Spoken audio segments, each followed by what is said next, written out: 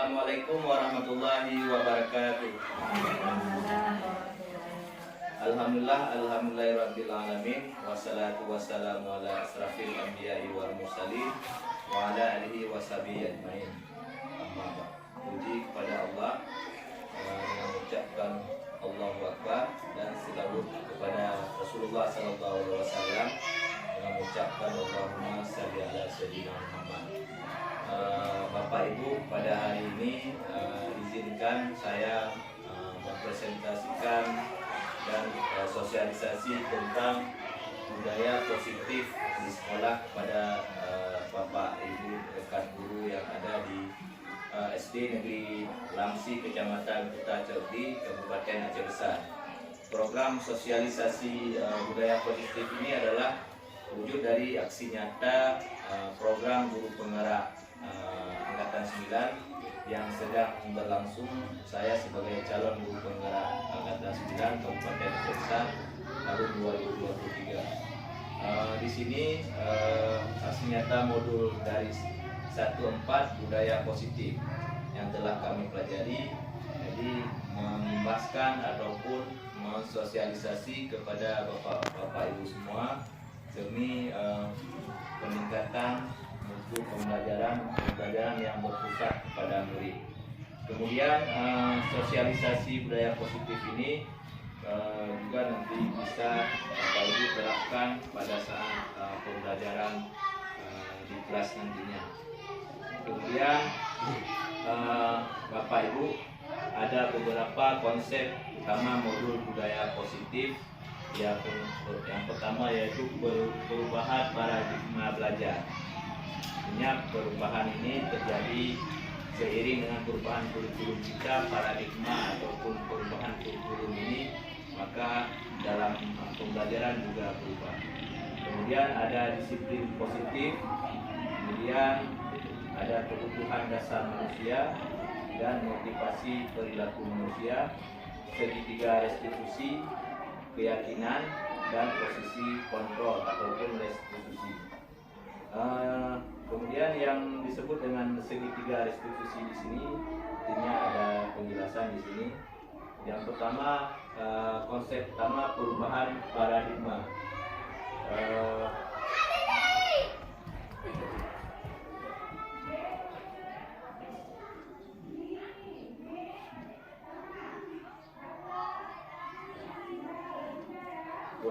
Yang pertama, perubahan paradigma teori kontrol ataupun teori pilihan ataupun ilusi kontrol. Ilusi guru mengontrol murid ya, dalam mengontrol murid di dalam kelas. Kemudian ilusi bahwa kritik dan membuat orang merasa bersalah dan menguatkan karakter. Di sini kritik membuat orang merasa bersalah. Misalnya ketika ada seorang murid yang melakukan kesalahan ataupun pelanggaran aturan, kita tidak menyalahkan seorang murid, akan tetapi kita membangun ataupun menggali informasi bagaimana murid itu tidak disalahkan walaupun dia melakukan pelanggaran, tapi kita menggali apa penyebab dia melakukan pelanggaran tersebut. Kemudian din awailutin mu'arifatullah Allah sidrat Tuhan yang non yakin hana lain wahai saudara yang pejun urakan dengan malam yang pejun Adam dan Siti Hawa yang bira sekidung kegetanya yang kepaura Allah Ta'ala.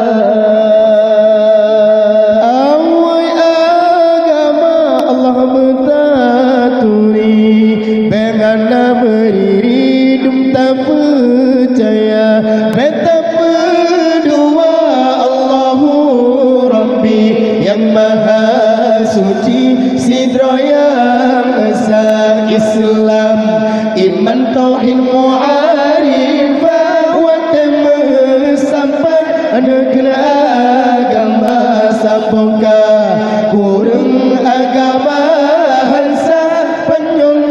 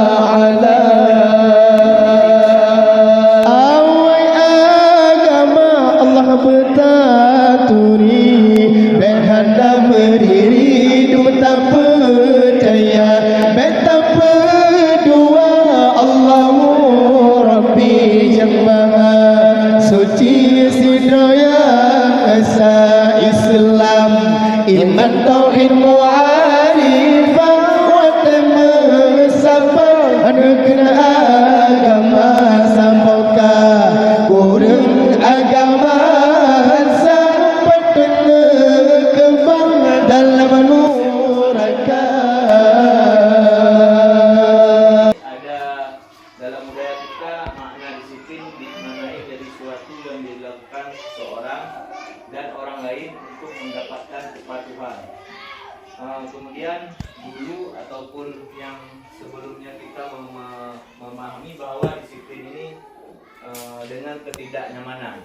Misalnya ketika murid tidak melakukan memakai baju seragam yang telah disepakati seperti peraturan sekolah. Namun ketika mereka tidak memakai, misalnya tidak memakai sepatu hitam, mereka merasa tidak nyaman karena melanggar, dan tapi bukan dari kesadaran, sehingga disiplin itu bukan terbangun dalam diri ataupun dari dalam hati. Kemudian disiplin positif juga merupakan salah satu cara penerapan disiplin yang bertujuan untuk menumbuhkan kesadaran serta memberdayakan anak untuk melakukan sesuatu tanpa sogokan, ancaman maupun hukuman. Jadi disiplin positif yang sekarang yang diharapkan dalam kurikulum baru ini, anak mematuhi peraturan bukan karena takut akan hukuman yang akan dilanggar, Bapak Ibu. Misalnya tidak telat. Kalau telat kita suruh cabut rumput ataupun dan lain-lain. Jadi karena takut untuk mereka untuk memungut sampah atau cabut rumput, mereka takut terhadap hukumannya, bukan disiplin karena memang dari dalam dirinya. Kemudian Bapak Ibu, tugas kita sebagai pendidik, tujuan kita untuk menciptakan anak-anak yang memiliki disiplin diri, sehingga mereka bisa berperilaku dengan mengacu pada nilai-nilai kebajikan universal dan memiliki motivasi intrinsik, bukan ekstrinsik. Motivasi intrinsik dari dalam diri, bukan dari luar. Misalnya takut akan hukuman. Kemudian selanjutnya Bapak Ibu, kebutuhan dasar manusia. Ini kebutuhan dasar manusia ini Bapak Ibu, semua kita memiliki kebutuhan dasar. Yang pertama bertahan hidup, kedua penguasaan, tiga kasih sayang dan diterima, kebebasan dan kesenangan. Semua orang baik murid ataupun guru semua butuh kasih sayang dan diterima. Tidak ada orang yang ingin dibenci ataupun dimusuhi.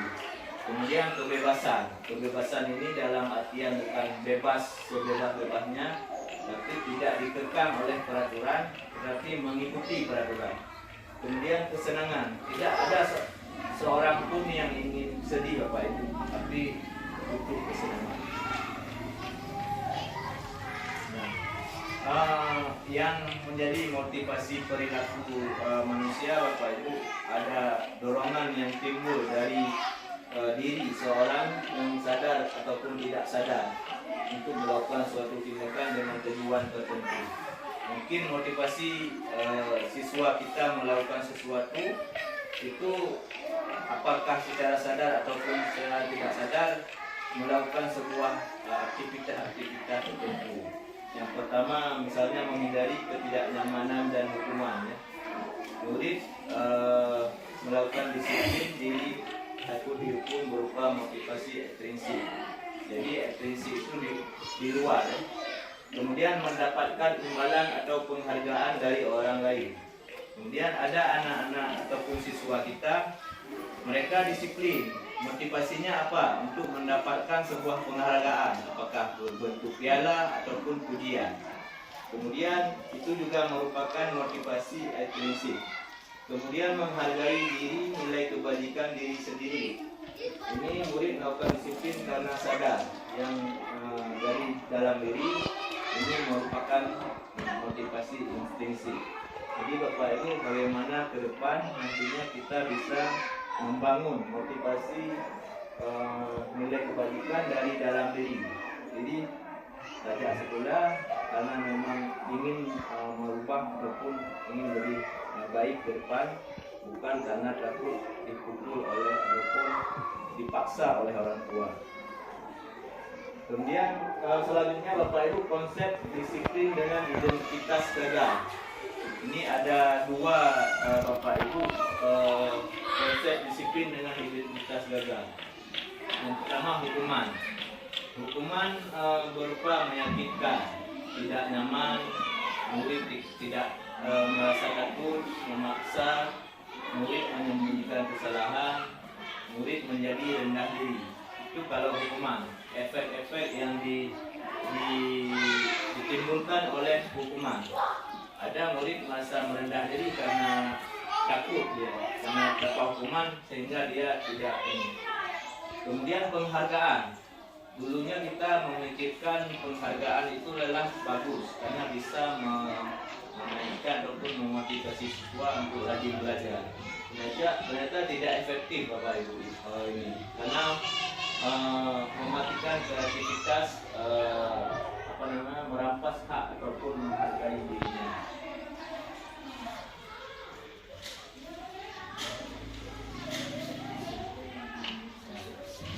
Jadi ada penghargaan yang dulu Bapak Ibu, kita memikirkan bahwa ketika kita mengasih sebuah penghargaan, misalnya sebuah coklat, siapa yang bisa menjawab pertanyaan, saya kasih coklat, misalnya itulah.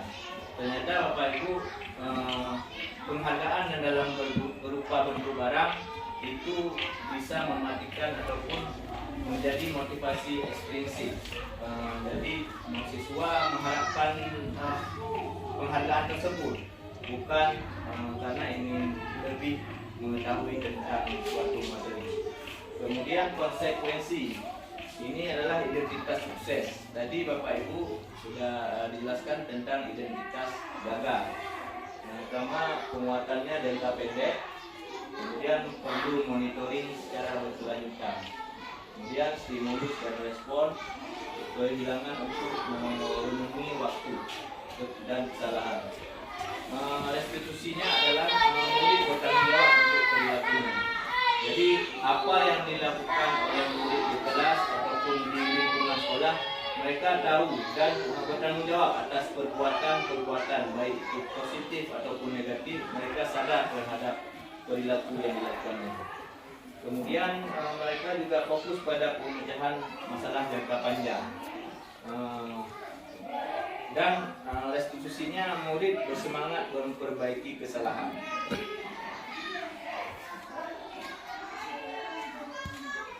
Ya, tadi saya Bapak Ibu menyebutkan restitusi ya.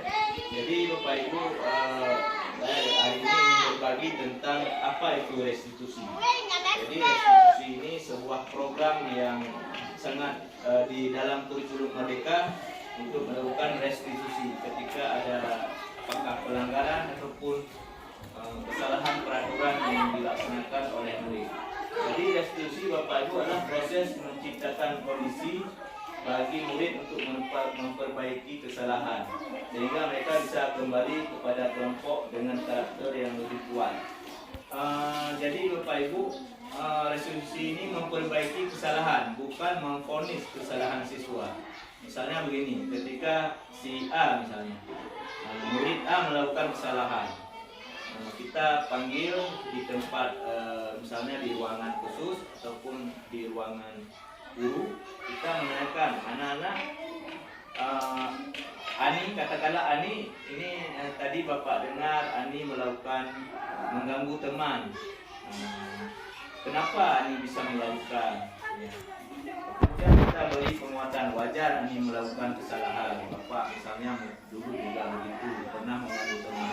Akan tetapi apakah Ani tahu bahwa perbuatan Ani itu melanggar peraturan? Ya, kalau misalnya jawab iya Pak. Jadi selanjutnya Ani apa langkah yang Ani lakukan untuk memperbaiki perbuatan yang Ani lakukan? Itu adalah contoh-contoh, salah satu contoh restitusi dalam memperbaiki ketika misalnya anak berkelahi, mengganggu teman, tidak mengerjakan PR misalnya. Kemudian ciri-ciri restitusi, kita bukan menebus kesalahan. Misalnya kalau dalam hukum menebus kesalahan, kalau dia tidak melakukan PR, harus menebus kesalahan, memungut sampah di sekitar ataupun tidak boleh masuk. Itu ciri-ciri menebus kesalahan. Tetapi restitusi ini Bapak Ibu bukan menebus kesalahan, akan tetapi menggali informasi kenapa dilakukan, kemudian mengambil solusi bagaimana ke depan tidak terulang lagi. Kemudian mencari kebutuhan dasar yang mendasari tindakan-tindakan yang ini. Fokus pada karakter bukan tindakan dan mematkan pada fokus pada solusi. Intinya restitusi ini Bapak Ibu lebih kepada menguatkan dan fokus pada solusi. Selanjutnya ini ada contohnya Bapak Ibu, perbedaan kasus ataupun contoh kasus siswa sering tidak mengerjakan PR. Kalau dulu kan kita sering menggunakan ini Bapak Ibu kan, hukuman. Saya sekolah juga begitu. Guru menghukum siswa tersebut hormat bendera 10 menit misalnya. Ini contohnya. Ataupun mengungut sampah, ataupun berdiri sebelah kaki Bapak Ibu. Kemudian guru marah dan siswa ditegur. Kalau dulu ada roll panjang, guru ini memukul. Itu salah satu contoh menyelesaikan masalah dengan hukuman. Dan kemudian contohnya lagi Bapak Ibu, konsekuensi. Guru memberikan konsekuensi untuk mengerjakan PR-nya saat istirahat atau dikerjakan sebanyak 3 kali lipat. Dulu saya juga pernah Bapak Ibu, mungkin guru-guru kita dulu dengan metode dulu, kalau tidak menulis maka disuruh tulis 3 lembar penuh sampai 3.000 kata misalnya. Itu konsekuensi tidak mengerjakan PR. Kemudian guru tegas dan siswa menghormati peraturan. Kalau melihat guru dulu kita sangat takut karena guru itu pemarah, emosi. Jadi bukan takut menyegani, tapi takut karena kena hukuman. Kemudian Bapak Ibu yang diharapkan sekarang adalah contohnya seperti restitusi ini. Guru menaikkan keyakinan kelas. Keyakinan kelas itu dibuat secara bersama-sama Bapak Ibu melalui murid dan guru disepakati. Kemudian guru terbuka dan menghormati siswa, dirinya dan orang lain. Guru juga menghormati dirinya dan orang lain. Ini ada ilustrasi ataupun poster yang 5 posisi kontrol restitusi. Ini Bapak Ibu, kita ada di mana sekarang mungkin kita sendiri yang lebih tahu di mana posisi kita sendiri. Misalnya penghukum, kamu ini memang bersalah, kamu ini memang bandel, itu contohnya. Kemudian membuat bersalah, kamu ini udah saya bilangin setiap hari bandel atau tidak buat PR, tidak bisa baca. Kemudian teman Bapak Ibu, ada guru yang bersifat misalnya teman, anak-anak atau ini bapak ada buat PR, kendala Hana Sempurno ataupun di rumah ataupun nggak ada buku lagi, mungkin bersifat dialog ataupun diskusi lagi tanya ngomongan seperti kita berteman dengan seseorang, kita diskusi tanya jawab. Kemudian ada juga pemantau Bapak Ibu, memantau pembelajaran ataupun layanan seni. Kemudian ada manajer bersifat memimpin anak-anak. Dari 5 posisi kontrol Bapak Ibu, ada contoh kasus siswa tidak memakai atribut lengkap saat upacara bendera seperti hari Senin misalnya Bapak Ibu. Penghukum, patuhi aturan sekolah lalu berdiri di depan bangsa. Kemudian membuat bersalah, berapa kali dulu harus memberitahu. Ini udah saya kasih tahu, kamu masih saja. Guru kecewa sama kamu, bapak kecewa sama kamu. Setiap hari kamu yang melakukan kesalahan. Itu contohnya. Kemudian teman, kalau teman begini, ayolah yang tertib, buat guru bangga. Misalnya, ayo dong budi, ibu galak, aku senang kalau ada. Ibu biar senang melihat kalian tertib berdiri. Kemudian pemantau, kamu sudah melanggar apa peraturan dan konsekuensinya. Artinya bertanya, anak-anak tahu apa yang kamu langgar hari ini. Kemudian manajer Bapak Ibu, apakah kamu tahu kesalahanmu? Kira-kira bagaimana kamu akan memperbaiki kesalahannya? Selanjutnya, keyakinan kelas. Barusan tadi sudah dijelaskan bagaimana apa keyakinan kelas. Mengapa kita memiliki peraturan tentang penggunaan helm pada saat mengendarai roda 2 ataupun motor. Kemudian mengapa kita memiliki peraturan tentang penggunaan masker dan mencuci tangan. Mungkin itu pertanyaan pemantik, pertanyaan bahwa untuk menggali informasi bagaimana apa keyakinan kelas, contohnya penggunaan helm. Kemudian bagaimana pembentukan keyakinan kelas. Pertama, lebih abstrak dari peraturan berupa pernyataan yang universal. Pernyataan universal ini bersifat umum, semua orang mengetahui. Kemudian dibuat dengan bentuk positif. Kata-katanya dibentuk misalnya jangan ada kata jangan. Kemudian kata-katanya bersifat positif. Kemudian kata-katanya singkat, mudah diingat oleh guru dan siswa. Kemudian dengan sesuai dengan kondisi kelas Bapak Ibu.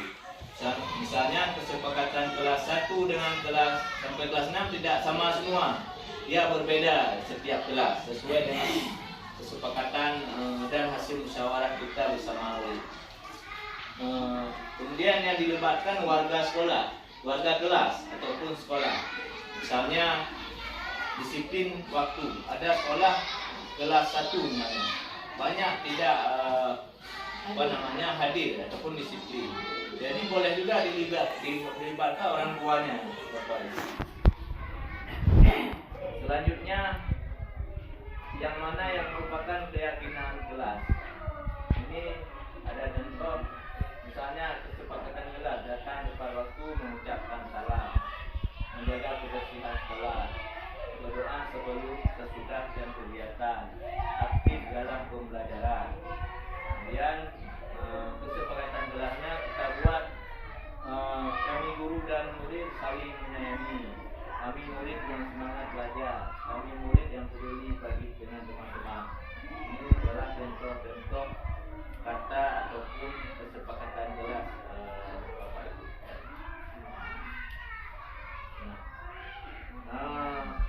Dulu dan sekarang, dulu kan kita melaksanakan peraturan, menegakkan peraturan. Kemudian sekarang kita lebih ke arah keyakinan kelas ataupun keyakinan sekolah.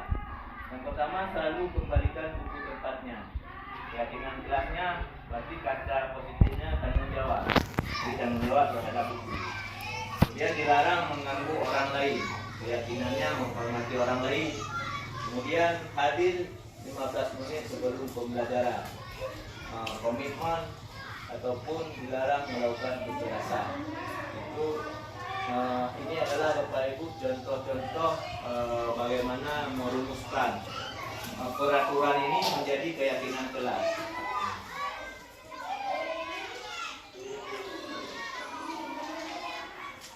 Ini adalah bentuk segitiga restitusi. Yang pertama, menstabilkan tindakan identitas. Yang kedua, validasi tindakan yang salah. Dan ketiga, menanyakan keyakinan. Kemudian menstabilkan identitas, misalnya kita semua akan melakukan hal yang terbaik yang bisa kita lakukan. Kemudian semua perilaku memiliki alasan dan menanyakan keyakinan. Kita punya motivasi tersendiri karena. Kemudian standar pendidikan nasional Bapak Ibu dalam penerapan program disiplin ini hendaknya guru memiliki standar kepribadian, profesional, sosial, kemudian di mana guru mampu merefleksikan dan posisi kontrolnya saat ini. Sebagai seorang among ini adalah posisi manajer, pemimpin yang menuntut murid menjadi insan yang mandiri, merdeka dan bertanggung jawab. Jadi setelah kita melakukan refleksi dilakukan pada saat setiap akhir pembelajaran setiap hari, kemudian kita juga menanyakan ataupun melakukan refleksi terhadap diri kita, menanyakan terhadap murid, anak-anak bagaimana pembelajaran kita hari ini, Bapak mengajar hari ini, juga dilakukan pada guru mereka ini.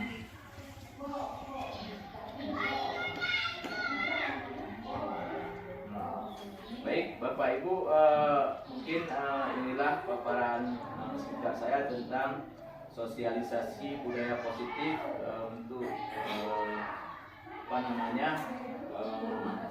membuat mewujudkan profil pelajar Pancasila dalam kurikulum mereka belajar ini, sehingga yang dulunya kita lebih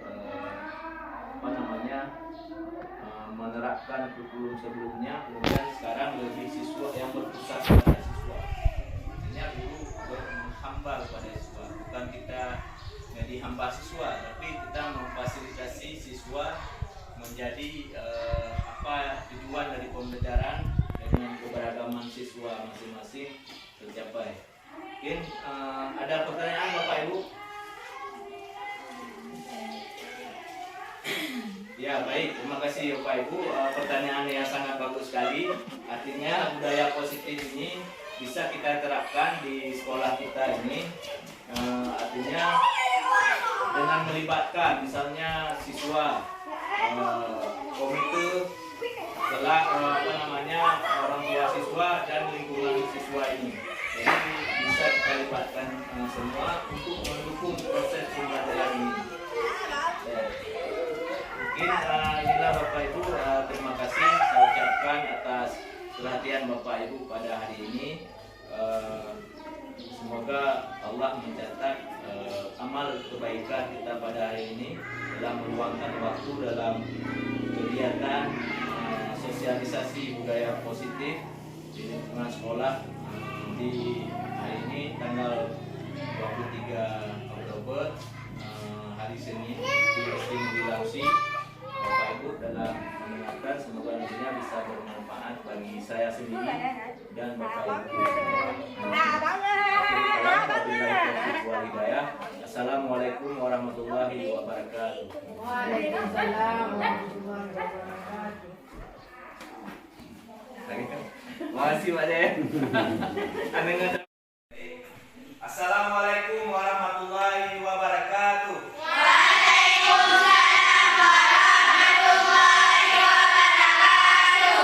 Apa kabar anak-anak?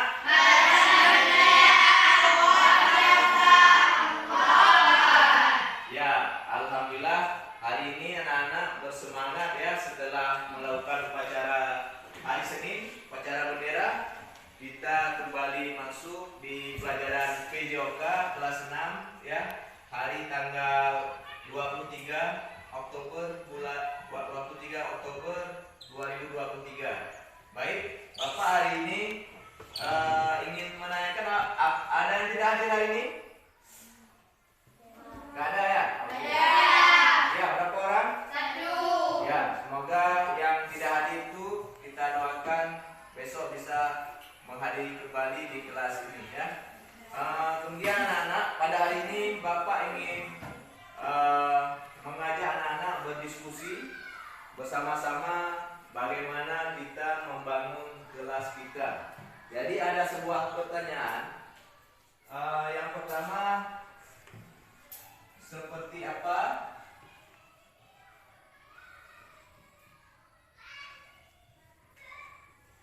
kelas impianmu?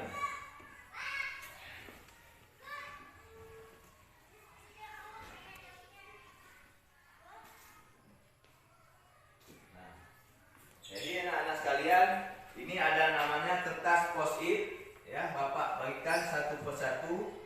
Apa harapan bagaimana bentuk sekolah atau bentuk kelas kita ini nantinya, bagaimana kita menginginkan kelas kita mau jadi apa. Jadi dituliskan di kertas ini, nanti setelah selesai ditempel seperti ini di sini.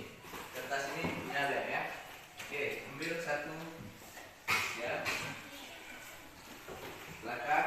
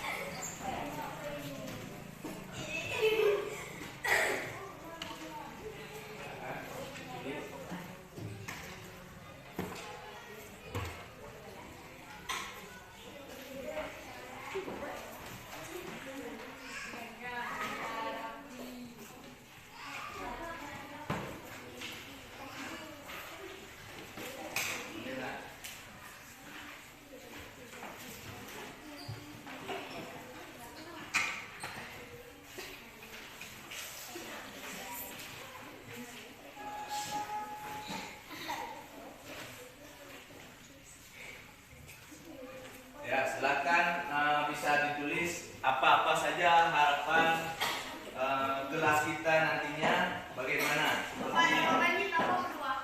Terserah jawabannya, boleh 1, boleh 2, boleh 3, boleh lebih, boleh 4, ya.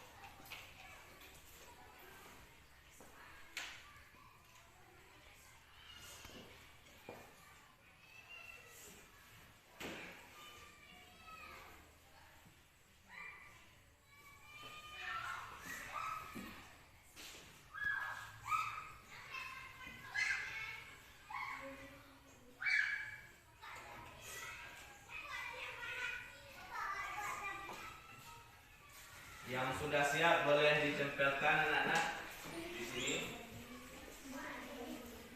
Ya, ready nih.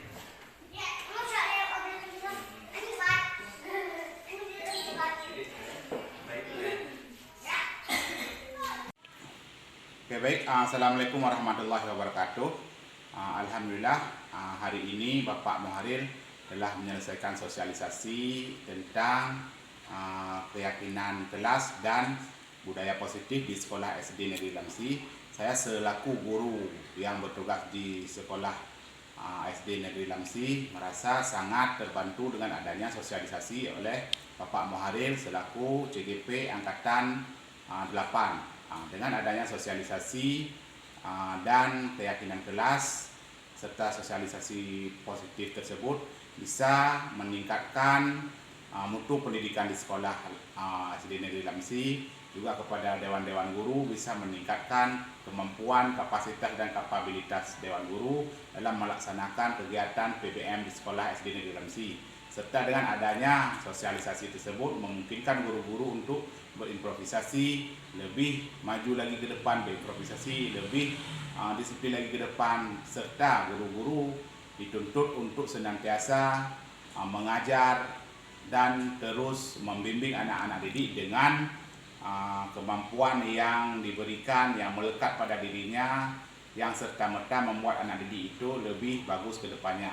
Dengan adanya keyakinan kelas, maka setiap guru harus betul-betul yakin, harus betul-betul maksimal dalam melaksanakan PBM di kelas.